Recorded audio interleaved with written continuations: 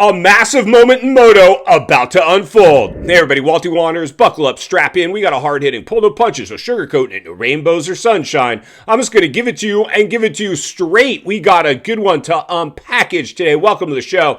I hope everybody's doing great. Let's jump back on the moto merry-go-round and examine the good, the bad, and maybe a little bit of the No, ugly. Walty, not the ugly. Only examine rainbows and sunshine in the silly season. No. Somebody's got to read between the lines and look. Between the industry ruts, we got some ruts to look through today. Welcome to the show. I hope everybody's doing great. So the reality is this is kind of big. I mean, the big story of the weekend clearly is Danger Boy Deegs. And, going 450. And this turned this into much more than just another off-season event. For all intents and purposes, you can throw in Ralph, you can throw in Jeff, you can even slap in Daniel Blair, you can even throw in Danger Boy Deegs debuting the 450, but this is still just pretty much an off-season event. Now, hopefully this is going to springboard World Supercross to be more of a contender, and it'll attract more riders to want to go race this race. But as of now, we've got some heavy hitters. But there's 3, maybe 4 big question marks that this race presents to me. Now, number 1 is obviously Danger Boy Deegs. Danger Boy Deegs, how is he really going to fit in his first ride on the 450? He looks pretty confident. He looks pretty comfortable. He looks pretty much like he looks all the time. I don't really see him too much of a deer in the headlights. I think he's ready to rock and roll. But he's even downplaying this. All the riders are kind of downplaying this, but they're trying not to downplay it too much because they're trying to help World Supercross out and not minimize their series by saying it's just an off-season race to get ready for Anaheim 1. But that's in fact what this is at the moment. Now, this could turn into more, and this is definitely going to help them. This is going to be an interesting series for sure, because this could really pretty much make or break World Supercross. I think this has actually got a really good chance of putting them really on the moto map. This will be basically the sister series to what we have here in America. It already is for all intents and purposes. I think it's going to outshine Australian Supercross. I think even with the Lawrence sisters going over there, the Lawrences going over to Australian Supercross, I don't think it's going to be as good as World. World is looking really good, just like for the reasons I said.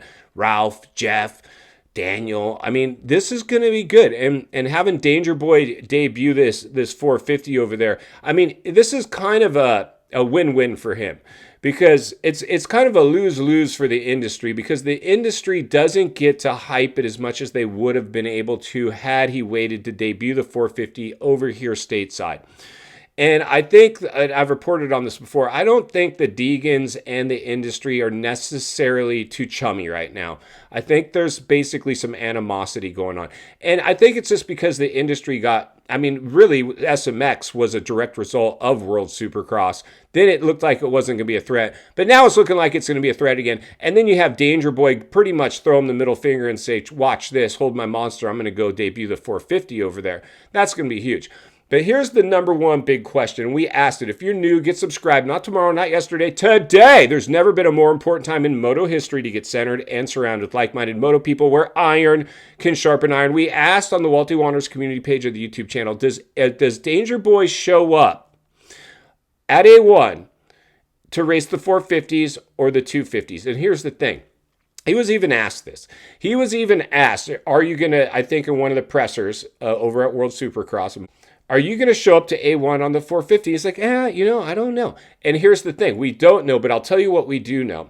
If he goes out there and smokes everybody on that 450, I think there's little to no chance that he's going to come step down and do the 250s. The only reason that he would benefit from sticking to the 250 plan is that's a guaranteed championship, and a guaranteed championship does deliver guaranteed championship dollars. If he goes out to the 450s and finishes 5th in the series, he's not going to make as much money as he would had he gone and won the 250s. But here's the thing. Danger Boy doesn't need the money. He's already cashed in super hard. So it's not about the money. It's now setting up his future. So this should be interesting for sure.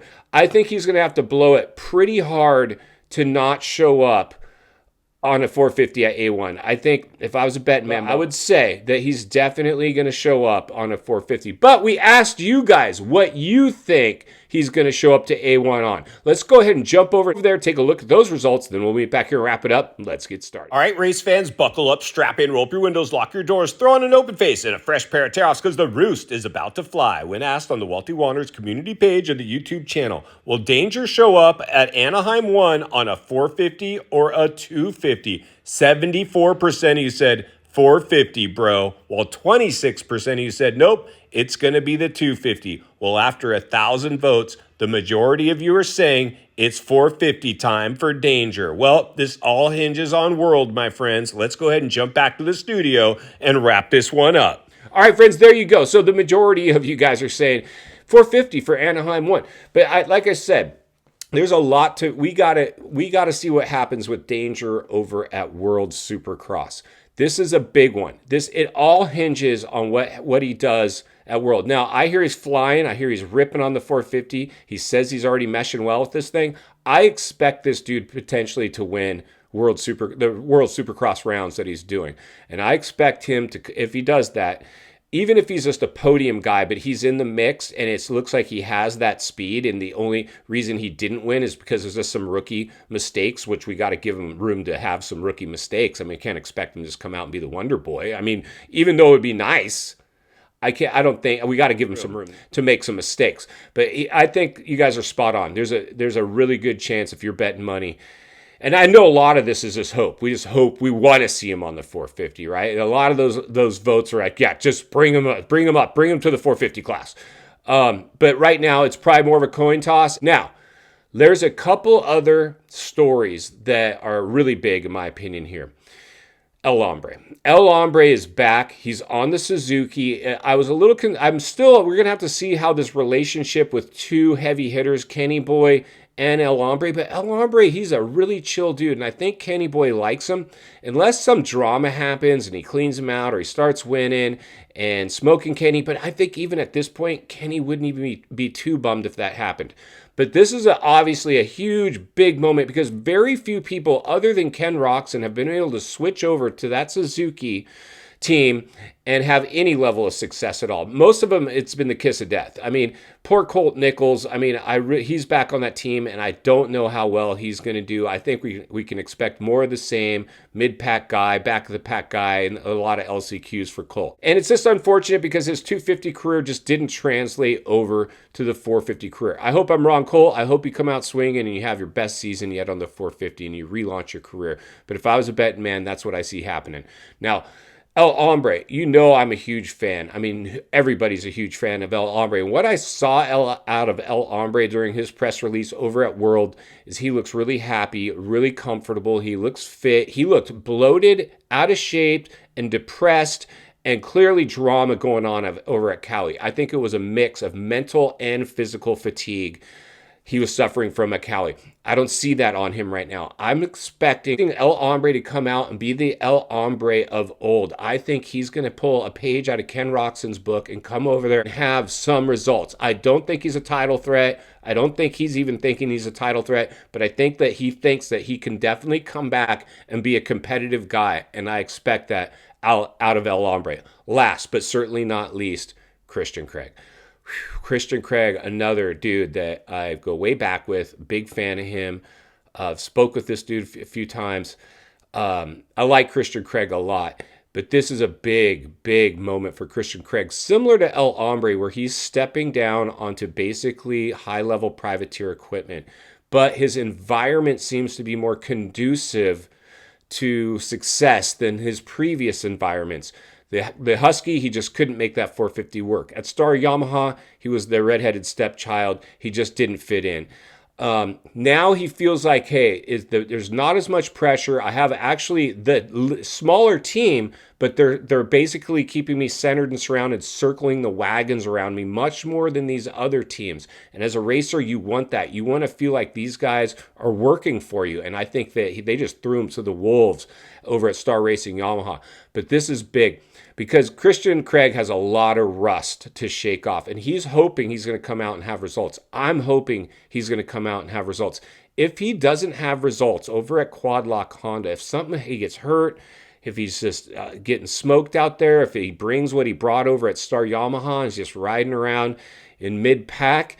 Even though we would cut him a little more slack because this is not a high-level top-tier team, I still think it's going to be hard for him to rebound. In final thoughts, I come to you as a friend, as a content creator, moto guy, wants to see you not only win on the track, off the track. Understand the waters you're swimming in now. They're shark-infested. World Supercross, welcome to the swimming pool. You're bringing some big storylines along with you. This should be good. I'm watching Danger Boy. Of course, I'm going to watch Tomac and all these other guys, the Kickstart. The 3 big stories for me is going to be Danger Boy Deegs on that 450, El Hombre on that Suzuki, and Christian Craig on that basically privateer team. These are big moments for these guys. The other guys, it's big, not nearly as big, and that's why Walty will be here to blow the lid off at every step of the way. Because it's not only what we need, it's in fact what we deserve. If you appreciate the content, I want to humbly ask you, give the video a like, subscribe to the channel, leave a comment below. I'd love to hear from you. Social media link in the description of this video if you'd like to contact me there. Or simply search up Walty Wanders MX on Instagram. If you enjoyed this video, you're going to love the next video, and there's an easy subscribe icon for your convenience. As always, thank you for your time. Don't go over the bars. God bless, and I'll see you on the next video.